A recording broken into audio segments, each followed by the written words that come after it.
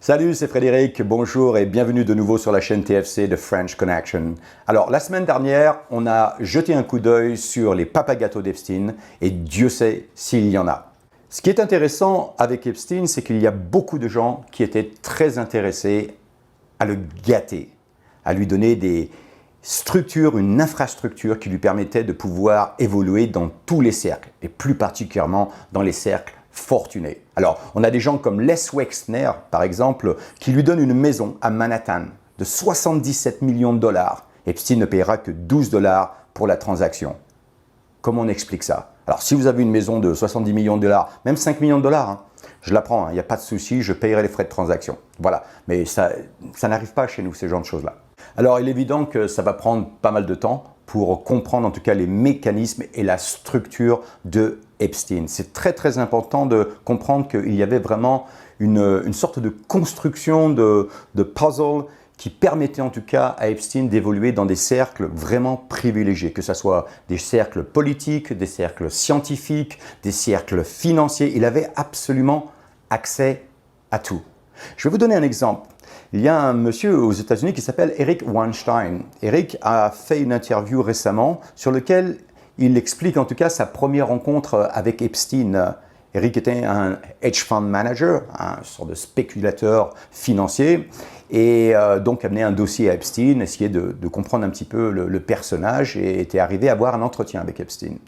Lors de cette discussion, et la première chose qu'il a fait quand il est sorti de cet entretien avec Epstein, il a appelé sa femme et il a dit à sa femme « Je viens de rencontrer en anglais on dit un construct », c'est-à-dire quelque chose, une sorte de quelque chose qui a été bâti, mais pas bâti naturellement, une sorte de façade si vous voulez, et Epstein en serait l'acteur. Alors, si vous aimez notre contenu, en tout cas le contenu qu'on pousse sur cette chaîne, n'hésitez pas à nous suivre, appuyez sur tous les petits boutons qui vont bien, le petit pouce en l'air, la cloche, vous connaissez le truc. Et en tout cas, ça nous aidera avec les algorithmes de YouTube et ça nous permettra en tout cas de continuer à produire ces vidéos. Voilà. Sans plus tarder, rentrons tout de suite dans le vif du sujet. Allez, c'est parti. En 2007-2008, Alexandre Acosta, qui est un prosécuteur fédéral, c'est un avocat très connu de Kirkland & Ellis, une des plus grosses boîtes d'avocats, que ce soit aux États-Unis mais aussi au monde, a fait quelque chose d'extraordinaire en tout cas. Il a donné à Epstein un accord de non-poursuite ou de non-prosécution, si vous voulez. C'est un accord en fait qui a immunisé les conspirateurs mais aussi les co-conspirateurs d'Epstein. Ce qui veut dire qu'aujourd'hui, si on veut aller après tous les gens qui étaient impliqués dans le cas Epstein, tout simplement, on ne peut pas. Que l'on sache leur nom ou que l'on ne sache pas, ce n'est pas un problème. Ils sont immunisés.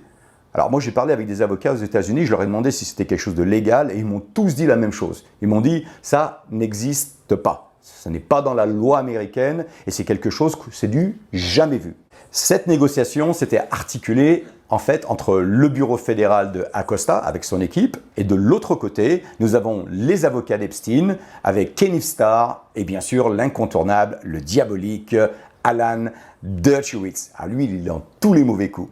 Alors, ce qui me dérange, en dehors du fait que cet accord de non-poursuite est illégal, ce qui me dérange le plus dans cette affaire, c'est qu'en fait, c'est un accord qui a été fait en secret. En quelques mots, les victimes n'ont pas été mis au courant, mais alors à aucun moment. Enfin si, à un moment, quand l'accord était déjà signé. Il faut savoir que le Miami Herald s'était engagé en tout cas dans des poursuites judiciaires contre le bureau fédéral, contre le bureau de la prosécution, pour absolument pointer du doigt cet accord en disant qu'il était illégal. Un juge avait repris l'affaire et avait finalement déclaré que, en effet, cet accord de non-poursuite était illégal. Alors, ça avait créé du tapage aux États-Unis, ça avait mis Alex Acosta sous pression et, en fait, il n'a pas eu le choix que de faire une conférence de presse pour expliquer ses actions et voilà ce qu'il nous déclare. Adam Shibber from the Financial Times. So the deal that you negotiated resulted in two things. One is that the case ended with Mr. Epstein pleading to state prostitution charges, and another thing that it did was that it immunized his co-conspirators. So two questions. Did you consider his victims in that case to be prostitutes, and why did you immunize his co-conspirators? So the answer to were the victims prostitutes? No. victims, they were victims. End of story. They were victims. The second part of that is the purpose in this case was to bring Epstein to jail, to put him behind bars. And so there were other individuals that may have been involved that in any type of conspiracy, there are individuals around someone. The focus really is on the top player, and that's where our focus appropriately was. Let me also say something, because a lot has been said about this 13-month. When we proceeded, the expectation was that it would be an 18-month sentence, and the expectation was that it would be served in jail. And so this work release was complete BS. And I've been on record as far back as 2011 saying that it was not what was bargained for, and it was not what we expected. Dans ce premier passage, nous entendons Adam Shiver du Financial Times demander à Acosta deux questions directes. Dans la question numéro 1, Adam lui demande à Acosta si les victimes étaient considérées comme prostituées. Et Acosta répond « Pas du tout, les victimes n'étaient pas considérées comme des prostituées puisque c'était des victimes et des victimes réelles. » La deuxième question d'Adam est un peu plus dérangeante puisqu'il demande à Acosta « Pourquoi avez-vous accordé l'immunité aux co-conspirateurs d'Epstein ?» Là, ça commence à déranger. Et puis Acosta se met à parler de la peine aménagée pour Epstein. En effet, Epstein, durant son incarcération, avait en tout cas été autorisé à sortir pendant 12 heures par jour, voire plus. Il ne rentrait qu'à la prison pour y coucher. Il n'avait pas de bracelet électronique. Il avait même un shérif ou un policier qu'il payait lui-même pour en tout cas s'assurer de sa bonne conduite durant cette période et cette période aménagée de son incarcération. Vers la fin de sa réponse, en fait, il nous explique à Acosta que, tout simplement qu'il n'est pas du tout d'accord avec ça et qu'il pense que cette peine d'aménagement était vraiment du n'importe quoi. Voyons. Une fois de plus, vous l'avez bien compris, Alexandre Acosta répond complètement à côté de la plaque, il se fout de la gueule des journalistes, c'est vraiment du n'importe quoi. Écoutons les questions que le deuxième journaliste va lui poser. Alex Doherty with Miami Herald. I wanted to ask and follow up with your answer to the earlier question about the potential co-conspirators. Were you confident at the time that any potential additional co-conspirators didn't commit sexual abuses against underage girls like Epstein did, even if it may not have been at the same scale, because some of those victims have accused others of doing similar acts to them? So let me see how I can address your question without running afoul of Department of Justice guidelines. If my office had been aware of individuals who committed acts such as sexual abuse, my office, it would not have been my position that those individuals should have been part of that kind of immunity. It's not even an immunity deal. Should not have been part of that paragraph. And so I know that there are a lot of rumors about who those individuals may or may not be. I think those rumors are misconstruing the acts of the office with respect to that particular paragraph. One more question. Alors là, on a Alex Tucker du Miami Herald qui pose une question à Acosta. Alors tout ça, c'est dans le contexte de l'accord de non-poursuite et il dit à Acosta, « Monsieur Acosta, est-ce que vous étiez sûr à l'époque qu'aucun des co-conspirateurs avait commis des abus, des crimes, des abus sexuels, en tout cas les mêmes crimes pour lesquels Epstein avait été incarcéré ?» Et il dit à Acosta, « Vous n'êtes quand même pas sans savoir que beaucoup de ces victimes, dans leurs déclarations, dans leurs dépositions, ont très nettement indiqué qu'elles étaient victimes d'abus sexuels, de trafic de sexe, et j'en passe, et des meilleurs. » Et là, Acosta lui répond d'un air un petit peu désabusé, en lui disant « Permettez-moi de voir si je peux répondre à votre question sans compromettre les directives du département de justice. » Et donc Acosta rajoute que si son bureau avait été au courant que les co-conspirateurs, en tout cas, avaient perpétré des crimes atroces contre ces victimes, en effet, il n'aurait pas été d'accord avec cet accord de non-prosécution. Et puis Acosta finit en beauté en nous disant que finalement, ce n'est pas vraiment de l'immunité qu'il a donné, que c'est simplement un paragraphe dans l'accord de non-prosécution qui est peut-être un petit peu discutable, mais ce n'est pas grand-chose, il ne faut pas s'inquiéter. Il se paye vraiment la gueule du monde, celui-là. Acosta nous donne deux éléments de réponse. La première, c'est qu'il y a une possibilité, en effet, que son bureau n'était pas au courant que les co-conspirateurs d'Epstein avaient, en tout cas, abusé ces jeunes filles ou avaient commis des crimes. Alors, c'est assez aberrant, puisqu'on sait qu'il y avait un rapport de 53 pages qui n'a toujours pas été rendu public, d'ailleurs, mais en tout cas qui était préparé dans le but d'une prosécution d'Epstein, donc pour son procès. Alors bien sûr, vous avez compris, c'est une aberration totale puisque de toute façon, dans les déclarations, les dépositions faites par les victimes, il était très très clair. D'ailleurs, certaines ont été rendues publiques et on peut lire très très clairement que non seulement Epstein, mais aussi son cercle rapproché, ses avocats, des amis proches, des scientifiques, des politiciens, tout son réseau en tout cas avait accès à ces jeunes filles, des jeunes filles mineures. Donc là, c'est de nouveau un gros mensonge et c'est du n'importe quoi. Il en va de soi que nous devons nous poser la question si Acosta a signé ce document, cet accord de non-prosécution sous contrainte, ou si tout simplement on lui a dit de signer ce document et surtout de se la fermer. Alors moi j'ai une question pour toi Acosta de Meadows. Alan Dershowitz et Kenneth Starr, ils avaient quoi sur toi? Ils avaient un dossier, quelque chose de sale, quelque chose qu'ils ont pu te faire chanter. Parce que pour que tu signes un accord comme ça, c'est vraiment qu'il y avait quelque chose de pas rond. Parce que l'accord est illégal, tu es un avocat, tu devrais le savoir. Et deuxièmement, on a vu qu'un juge, en tout cas, s'est retourné contre toi et a dit que cet accord de non-prosécution pour les co-conspirateurs était illégal. Alors, il n'y a pas 50 raisons. C'est soit ils avaient quelque chose de sale sur toi, ou soit vraiment tu es corrompu jusqu'à la moelle et qu'en fait, le viol de gamine de 12 ans, 13 ans, c'est pas ton problème et qu'il faut, à tous les coups, protéger les pédophiles. T'es vraiment une merde, Acosta. Tu dois vraiment dégager, quoi. Richard Lardner from the Associated Press. Mr. Secretary, were you ever made aware at any point in your handling of this case if Mr. Epstein was an intelligence asset of some sort? So there has been reporting to that effect, and let me say, there's been reporting to a lot of effects in this case, not just now but over the years, and again, I would hesitate to take this reporting as fact. This was a case that was brought by our office. It was brought based on the facts. And I look at that reporting and others. I can't address it directly because of our guidelines. But I can tell you that a lot of reporting is just going down rabbit holes. Et oui, donc là, c'est Richard Lardner de Associated Press qui demande et qui pose une question à Acosta et qui lui dit « Monsieur le secrétaire général, durant votre enquête, avez-vous jamais été mis au courant que Jeffrey Epstein aurait pu tout simplement être un agent secret ou qu'il était affilié à une ou à voire plusieurs d'agences de renseignement internationaux ?»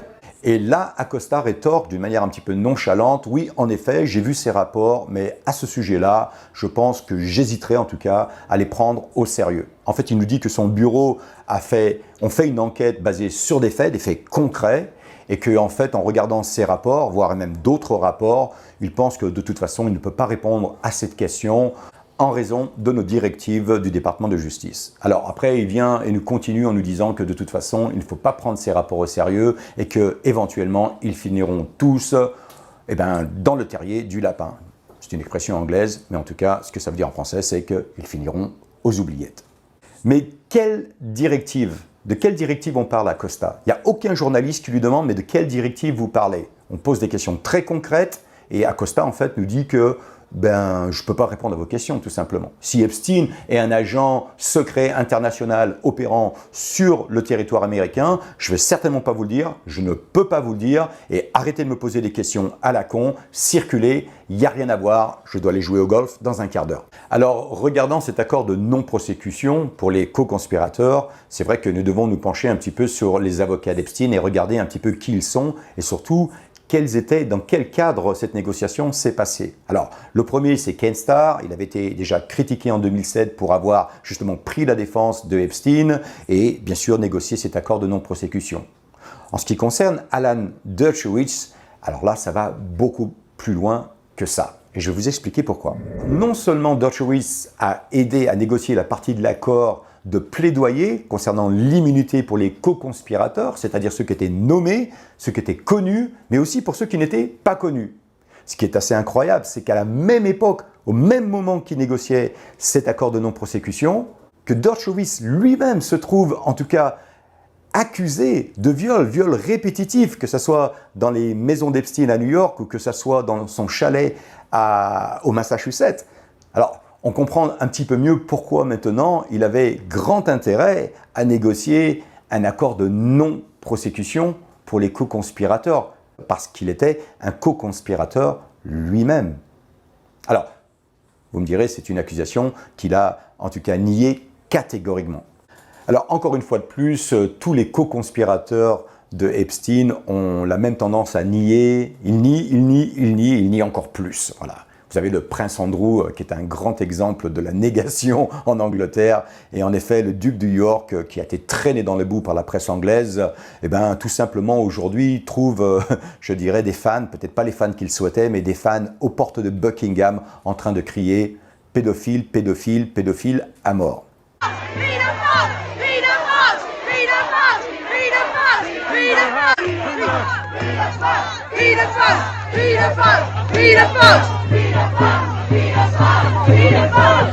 Et voilà où on en est aujourd'hui. C'est une bonne nouvelle parce que ces gens-là, de toute façon, ils devraient être derrière les barreaux. Donc, ce n'est pas une mauvaise chose.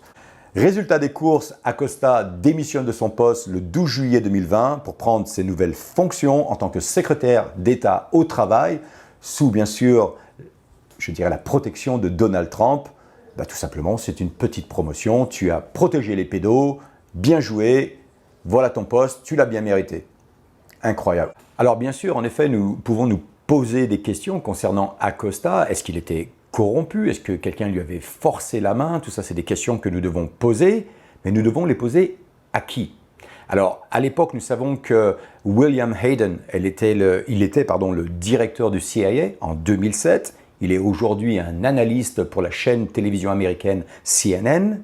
Et puis, autrement, nous avons le directeur du FBI, Robert Mueller, qui en 2007 était en poste à l'époque et qui lui aussi, certainement, en tout cas, pourrait amener des réponses et des clarifications concernant cet accord de non-prosécution. Alors, moi, mon expérience me dit qu'en général, il va falloir vraiment un acte de Dieu pour que le Congrès bouge le petit doigt afin qu'on puisse en tout cas avoir un éclaircissement et que des questions sous serment soient posées à ces deux acteurs. Allez, on fait un petit break. Regardons en tout cas le dernier rôle de Acosta à Hollywood. Ça vaut vraiment le coup. Listen, I'm a politician, which means I'm a cheat and a liar.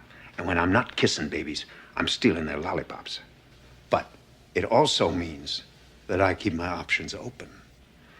Alors je pense que vous avez tous reconnu à la poursuite d'Octobre Rouge, une histoire de sous-marin entre les Russes et les Américains, acteurs Alec Baldwin et Sean Connery. Un film extraordinaire et un passage très amusant. Enfin bref, sans transition, passons tout de suite à la deuxième partie de notre série, de notre vidéo, une section consacrée à la bataille des avocats qui rage en ce moment aux États-Unis. Et voici les prétendants. En premier, nous avons Alan Dershowitz, qui est un avocat très connu, un ancien de chez Harvard, et c'est surtout en tout cas l'ancien avocat de Epstein. En deuxième, nous avons le deuxième prétendant qui est David Boies, qui est tout simplement l'avocat de Virginia Giuffre. Et le troisième, c'est une compagnie d'avocats qui s'appelle Ziegler, Tejas and Lidl LLP, qui est une boîte d'avocats très connue, très solide, et qui est l'avocat qui défendra Leslie Wexner. Tout d'abord, je me dois de récapituler, de vous donner un petit peu de contexte pour vous expliquer ce qui se passe. Alan Dershowitz, qui était donc l'avocat de Jeffrey Epstein, a en fait allégué que Virginia Giuffre, qui elle-même est une victime de Epstein, extorquait Leslie Wexner, qui est en fait le cofondeur du méga groupe, pour ceux qui connaissent, et aussi, je dirais, un petit peu la face cachée de Victoria's Secret. La semaine dernière, malheureusement pour Alan Dershowitz et ses avocats, la compagnie d'avocats Ziegler, qui représente Les Wexner, a envoyé une lettre au juge Preska. Le juge Preska, c'est celle qui est en charge du dossier Ghislaine Maxwell, qui est en train de toute façon de croupir dans les prisons de New York. Aujourd'hui, ce qui est important de comprendre, c'est que la compagnie Ziegler, elle est en train de rappeler à Dershowitz qu'il ne fait pas toutes les règles, en tout cas dans le jeu de ce qu'on appelle le discovery. Discovery, c'est un procédé de divulgation des informations sensibles des dossiers des parties concernées. Ce discovery ou ce processus de divulgation, ce processus de révélation des informations est assez complexe puisque vous avez des gens qui ne veulent pas donner leur nom, vous avez des gens qui ont leur numéro de sécurité sociale, vous avez beaucoup d'informations très privées et très sensibles sur les différents participants ou sur les différents, ce qu'on appelle parties dans ces dossiers-là. La deuxième chose qui est importante aussi, c'est la partie de l'ordonnance de protection. En anglais, on appelle ça a protective order. Alors, l'ordonnance de protection, c'est quoi? C'est tout simplement un document qui permet de régler, de régulariser en tout cas, si un client peut être déposé ou non, et dans quelles conditions et dans quel cadre. Donc tout ça, c'est des termes techniques judiciaires qu'ils utilisent aux États-Unis, en tout cas, pour réguler les relations entre les parties, puisqu'il y a des victimes, des plaintifs et des défendants. Et chacun veut préserver, en tout cas, et avoir un certain contrôle sur l'information qui est donnée non seulement aux tribunaux, mais aussi au public. Pour vous aider à mieux comprendre, je vous invite à regarder cette vidéo. While Maxwell's sex trafficking case continues, parallel civil cases are heating up. Epstein's former lawyer, Alan Dershowitz, wants a judge on Monday to compel Victoria's Secret billionaire owner Les Wexner to testify in a deposition. Dershowitz is being sued for defamation by Epstein victim Virginia Giuffre, who accuses him of sexual abuse. He claims it never happened, that Giuffre is running an extortion scheme, and he believes may have blackmailed Wexner, which is why he wants Wexner to testify. Maintenant, j'aimerais partager avec vous un certain nombre de documents, des extraits de documents judiciaires. Ce sont des documents, des transcrits de cours qui vont vous permettre en tout cas de mieux comprendre un petit peu le langage et le ton en tout cas dans ces litigations entre Virginia Giuffre, David Boies et Alan Dershowitz. Alors c'est en anglais, mais je vais les traduire en français pour vous. Alors, nous arrivons donc dans un document de cour, un document de la Cour des États-Unis et plus particulièrement celle du district sud de New York. Et donc celle-ci est en l'occurrence la plainte de Virginia Giuffre, une plainte de diffamation contre Alan Dershowitz. Donc le premier extrait ici, une déclaration de Alan Dershowitz qui a été faite le 5 décembre 2018 et voilà ce qu'il dit. Il dit « Roberts, ou Virginia Roberts, a inventé l'accusation de bout en bout pour obtenir des millions de dollars de Leslie Wexner. Il y a des preuves tangibles que c'était un coup monté. Il s'agit notamment de courriels entre Virginia Roberts et un journaliste, mais aussi un livre manuscrit de Virginia Roberts et un dossier juridique qui sont vraiment des preuves accablantes, comme quoi j'ai été délibérément ciblé pour des raisons financières. » Ça fait partie de la pièce numéro 5 de ce dossier. Ici, c'est un deuxième extrait où Dershowitz, en tout cas, fait une déclaration qui nous a paru intéressante. Cela a été fait le 2 mars 2019 et voilà ce qu'il dit. Il dit « Mes accusateurs parjurés sont Virginia Roberts et Sarah Ransom, qui avaient déclaré auparavant que Epstein les avait prêtés à Dershowitz pour avoir des relations sexuelles avec elle. Et tout ça, ça s'est passé en même temps que Dershowitz, à la demande d'Epstein, représentait Ransom en tant qu'avocat. Et donc, il finit en disant que les deux filles ont des antécédents de mensonges, c'est-à-dire que c'était des menteuses. On continue avec un troisième extrait. Ici, nous avons David Boies qui fait une déclaration en mai 2015. Et voilà ce qu'il dit. Il dit « Dershowitz a demandé des négociations de règlement confidentiel avec Madame Virginia Roberts, dans lesquelles Dershowitz a cherché à convaincre les avocats de Virginia Roberts que Virginia s'était trompée et que la personne à qui Epstein avait prêté Madame Roberts était Nathan Myhrvold et non Monsieur Dershowitz. Alors là, c'est assez incroyable parce que dans le premier extrait, Dershowitz joue la victime et dans cet extrait-là, il nous dit tout simplement que c'était pas lui. Donc nous passons à un autre extrait, c'est encore David Boies, l'avocat de Virginia Giuffre, qui fait un commentaire ici, et voilà ce qu'il dit.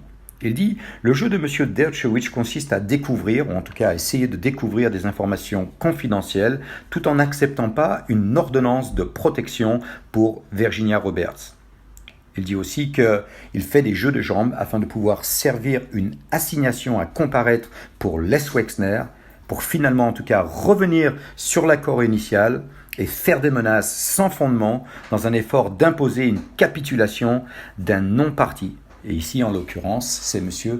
Les Wexner. En 2 mots, ce que ça veut dire, c'est qu'il essaye par tous les moyens de déposer Les Wexner. Et maintenant, nous passons donc à cette lettre d'entête, en tout cas, de la compagnie Ziegler, Tigges & Little LLP. C'est en fait une boîte d'avocats à New York et elle représente Les Wexner. Comme vous le voyez sur la gauche, au milieu, c'est une lettre qui est adressée à l'honorable Loretta Preska, qui est en charge d'ailleurs du procès avec Ghislaine Maxwell. Voilà. Donc on va regarder, ça va devenir très intéressant. Voilà, donc je passe tout de suite à un extrait, l'extrait de cette lettre que l'avocat Ziegler a adressée à juge Preska concernant justement cette histoire d'extorsion. Et voilà ce qu'il dit. Il dit « Monsieur Ziegler a eu des contacts avec Monsieur Boyce et peut facilement confirmer qu'aucune demande d'extorsion n'a jamais été faite, qu'aucun règlement n'a été conclu et qu'aucun centime ou autre contrepartie n'a jamais été payé. Tout le contraire est vrai pour Monsieur Wexner. Monsieur Wexner n'avait aucune implication et manquait donc de connaissances personnelles liées à Alan Dershowitz, soi-disant demande d'extorsion. Monsieur Boyce, l'avocat de Virginia Roberts, qui est au milieu d'un litige avec Dershowitz, peut facilement confirmer le manque d'implication de Monsieur Wexner sans que cela pèse sur un tierce parti, en l'occurrence leur client, Monsieur Les Wexner. Alors, sans aller trop loin dans cette analyse, ce que j'aimerais faire en tout cas, c'est pouvoir vous donner une idée un petit peu du climat qui règne aux États-Unis. En ce moment, c'est un climat d'agacement. Les gens voient Alan Dershowitz de partout, sur toutes les chaînes de télévision, proclamer son innocence.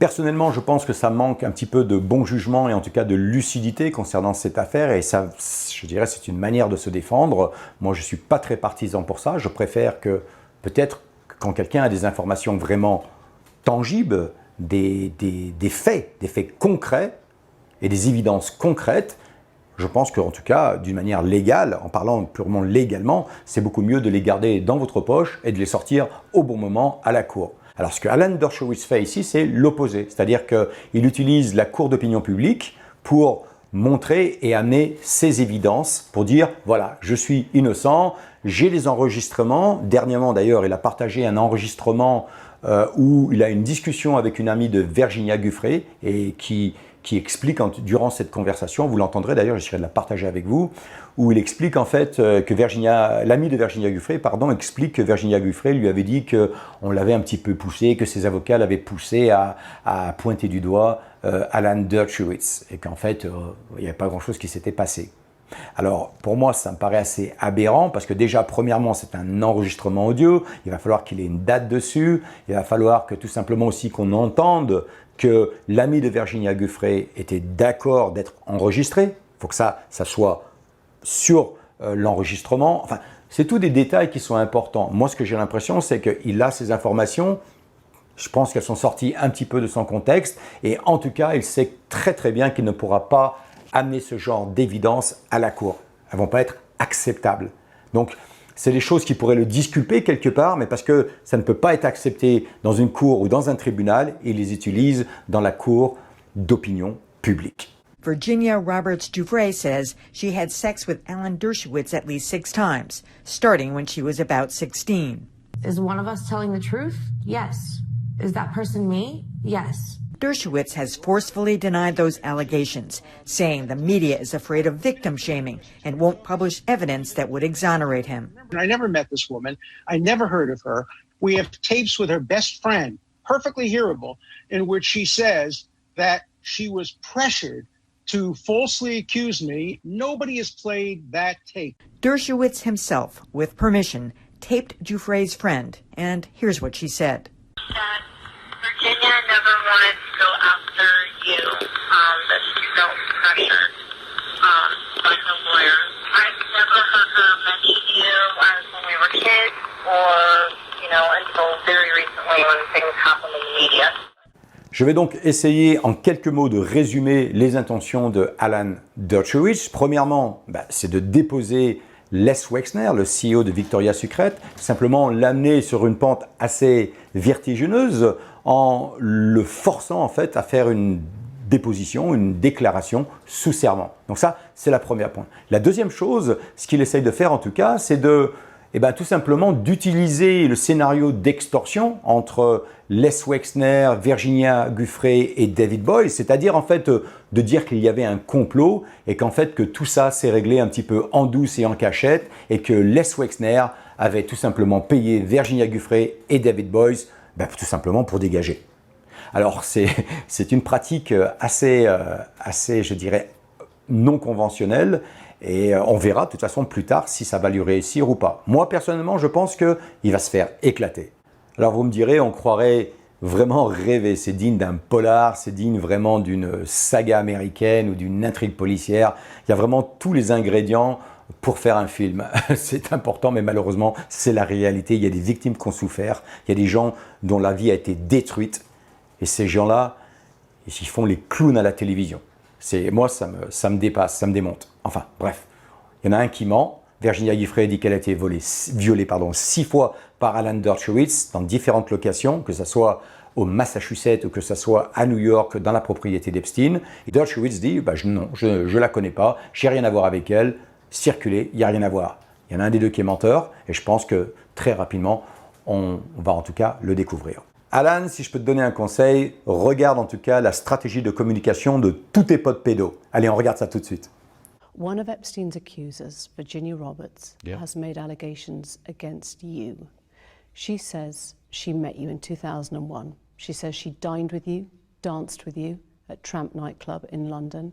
She went on to have sex with you in a house in Belgravia belonging to Ghislaine Maxwell, your friend. Your response? No.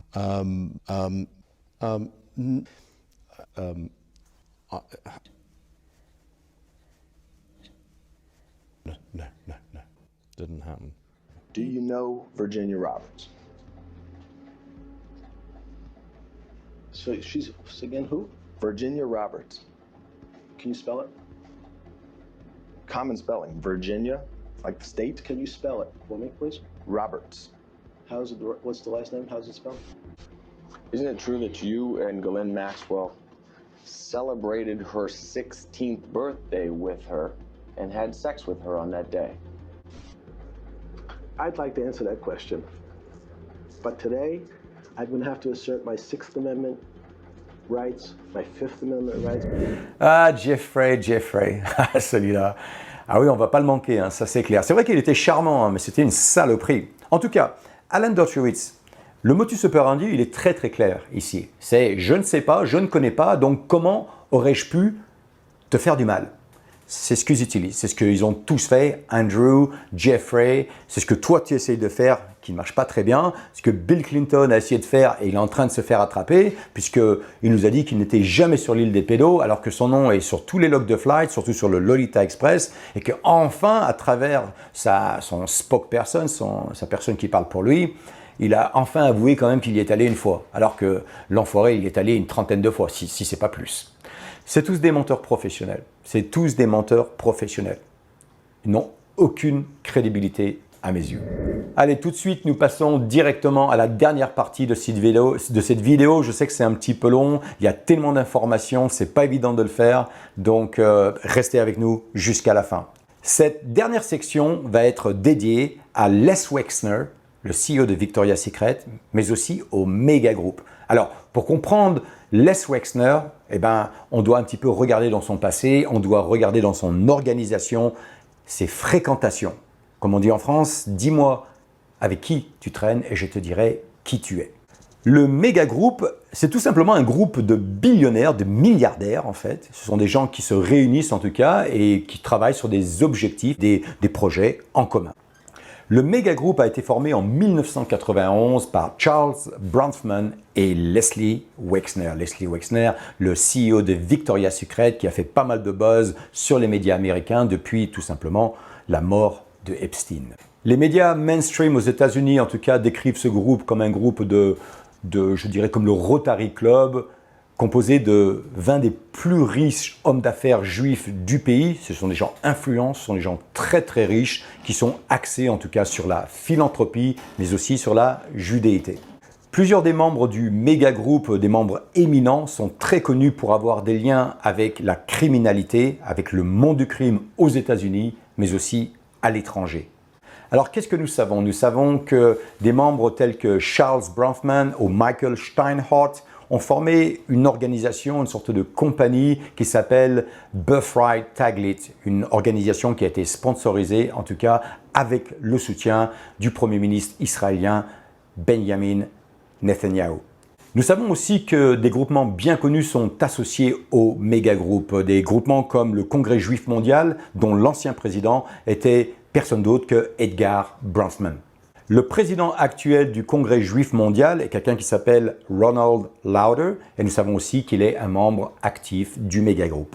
Pour la petite histoire, Ronald Lauder est allégué d'avoir des liens étroits avec le Mossad, tout simplement parce qu'il a été un bailleur de fonds de l'IDC, le IDC Herzliya, qui est un groupe d'universités israéliennes qui est très connu en tout cas pour ses liens étroits avec le Mossad. Palmer est mieux connu pour avoir cofondé une organisation qui s'appelle le National Endowment for Democracy, le NED. Alors en français, on pourrait simplement l'appeler la dotation nationale pour la démocratie. C'était une organisation qui a été reconnue en tout cas et souvent décrite comme un accessoire pour la CIA. Il est vrai qu'en faisant de la recherche sur le méga-groupe, on s'aperçoit très rapidement que beaucoup de membres influents du méga-groupe sont en fait des acteurs et des donneurs des lobbies pro-israéliens aux États-Unis. Par exemple, vous avez quelqu'un comme Max Fisher, qui est le fondateur de la Coalition juive républicaine, qui est en fait un groupe de rassemblement des lobbies néoconservateurs pro-israéliens sur le sol américain. Et on pense de toute façon que ce sont les gens qui sont derrière aujourd'hui Donald Trump.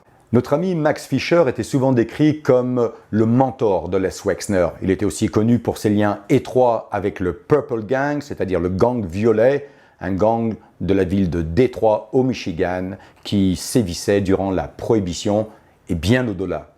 Le Purple Gang ou le gang violet faisait partie de réseaux qui étaient en charge donc de faire passer l'alcool de contrebande de Bronfman, des distilleries de Bronfman, entre le Canada et les États-Unis durant la Prohibition. Nous pourrions aussi également parler du vice-président honoraire de la Ligue anti-diffamation, Michael Steinhardt, mais son dossier est un peu lourd. On y reviendra un petit peu plus tard dans la série. Pour aujourd'hui, en tout cas, et concernant le méga groupe, on va s'arrêter à son dernier membre. Alors, il y en a beaucoup plus que ça, bien sûr, mais pour aujourd'hui, on va s'arrêter à Steven Spielberg, que vous connaissez tous pour son film E.T. et pour bien d'autres films, bien sûr. Et Spielberg était aussi très connu, surtout à Hollywood, pour être, je dirais, le protégé de Lew Wasserman. Lew Wasserman, c'était un magnat des médias aux États-Unis. Et c'était quelqu'un qui a d'ailleurs sponsorisé les films de Ronald Reagan, le président américain, mais aussi sponsorisé sa carrière politique.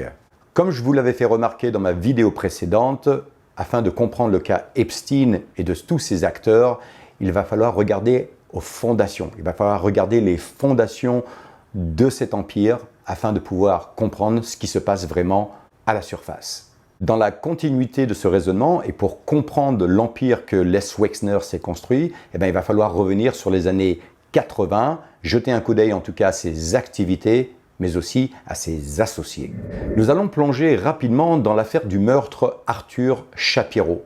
Alors pourquoi? Tout simplement parce que il y a beaucoup de documents qui sont sortis, des documents d'enquête concernant ce meurtre. C'est un meurtre qui s'est passé dans l'État de Ohio, là où Les Wexner réside.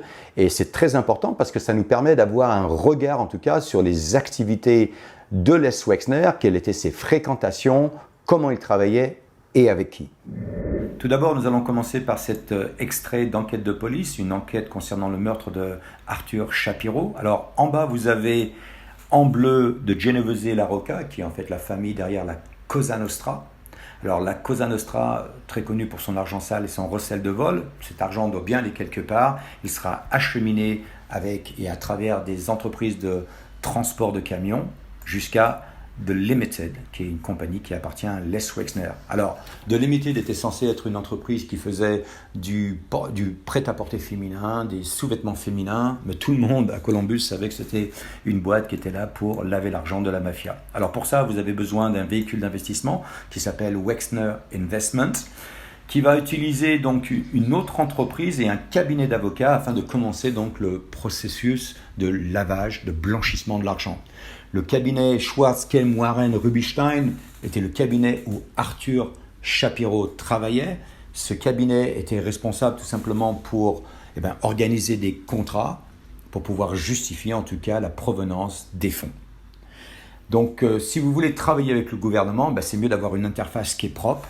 Et c'était certainement en tout cas le rôle de SNG Holding. Donc tout l'argent propre arrivait sur le holding qui lui pouvait donc investir dans des projets d'État, des projets de la commune, etc., etc.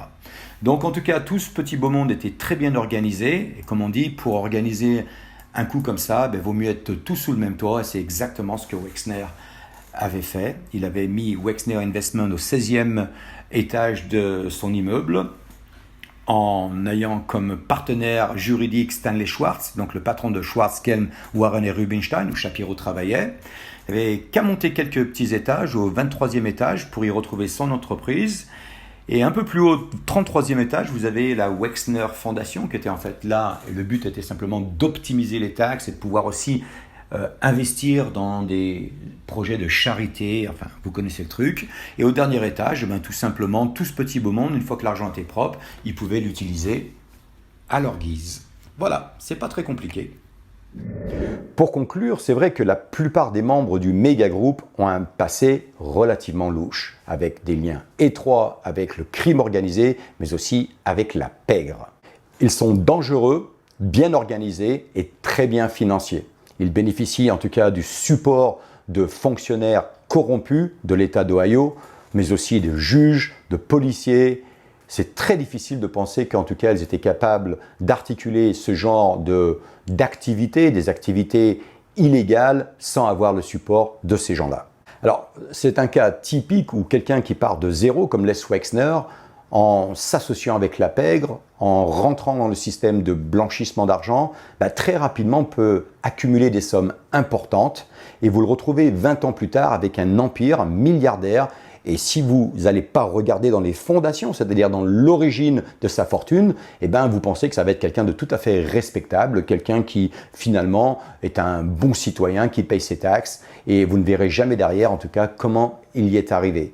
C'est très important de regarder dans le passé des gens pour comprendre en tout cas les personnages, en l'occurrence Les Wexner. Pour ceux qui sont intéressés dans l'affaire Shapiro, le meurtre de Arthur Shapiro, je mettrai dans la description, dans la partie description de cette vidéo, un lien pour pouvoir en tout cas télécharger l'affaire Shapiro. Vous allez voir, c'est un dossier très intéressant, très complet, c'est un dossier de police, par contre il est en anglais. Maintenant, j'aimerais aussi partager ma théorie concernant le meurtre de Arthur Shapiro et les raisons pour lesquelles il a été liquidé.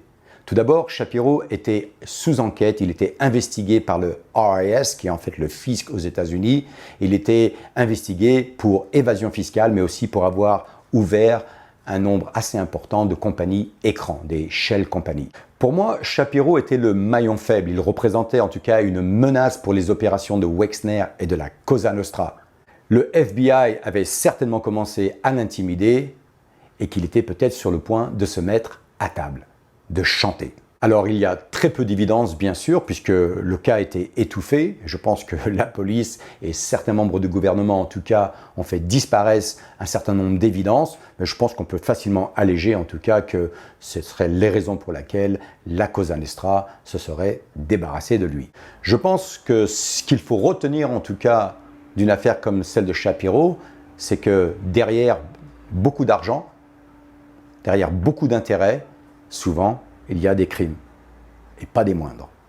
Maintenant, avant de conclure cette vidéo, j'aimerais que vous jetiez un coup d'œil sur une petite vidéo de Alan Dershowitz qui nous explique en tout cas qu'il va rencontrer Les Wexner dans une soirée et que ça sera le but en tout cas, ça sera ultérieurement de rencontrer et d'intégrer en tout cas la crème de la crème du monde de la science. In 2007, 2008, let me tell you what I knew about him.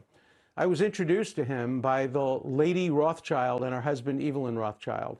I was then flown to a birthday party of Leslie Wexner, which Shimon Peres and John Glenn attended. I then went to seminars with the president of Harvard and the provost of Harvard, and George Church, the person who uncoded the genome, and some of the most distinguished professors in the United States, the man who invented artificial intelligence, were all present. All we knew is that this was a serious intellectual who was contributing $30 million to Harvard. Nobody knew anything. Une vidéo qui nous donne quelques indices. Mais sachez d'ailleurs que le monde du renseignement est très connecté et très lié au monde scientifique. Et d'ailleurs, je pense que ça serait un des nerfs principaux de l'affaire Epstein. Mais on va y revenir dans la prochaine vidéo. Et pour conclure, je vous dirais que mon enquête, en tout cas, m'a emmené sur différentes pistes que j'ai d'ailleurs toutes suivies, mais ma boussole me ramène toujours au monde de la science, au monde scientifique, ainsi qu'au monde de la communauté du renseignement international. Pour conclure, j'aimerais vous rassurer que nous n'essayons pas en tout cas d'éclipser les victimes. Toutes ces victimes sont passées par des traumas réels. Certaines d'entre elles d'ailleurs portent encore le fardeau. Je leur souhaite en tout cas de tout cœur qu'elles puissent trouver la paix, de reprendre un chemin, le chemin du bonheur. En tout cas pour nous, notre rôle c'est simplement de garder cette affaire vivante en ligne pour mettre pression sur les gouvernements américains, français et anglais, et israéliens aussi, pour s'assurer que ces gangsters en col blanc et ces pédophiles soient mis derrière les barreaux une bonne fois pour toutes. Avant de vous quitter, j'aimerais faire un petit clin d'œil à Ryan Dawson et à Whitney Webb qui m'ont vraiment inspiré en tout cas à faire cette vidéo et à rechercher le méga groupe ainsi que l'affaire Epstein. Donc voilà, je pense qu'ils se reconnaîtront. Et merci beaucoup. Voilà, et bien écoutez, c'est tout pour aujourd'hui. Merci de nous avoir en tout cas suivis pendant ces 30 minutes sur cette Epstein saga, épisode 2. Alors, si vous aimez le contenu que nous poussons, n'hésitez pas à nous aimer, à commenter et pourquoi pas nous suivre. En tout cas, gardez un œil sur vos enfants et je vous dis à très bientôt. Allez, ciao.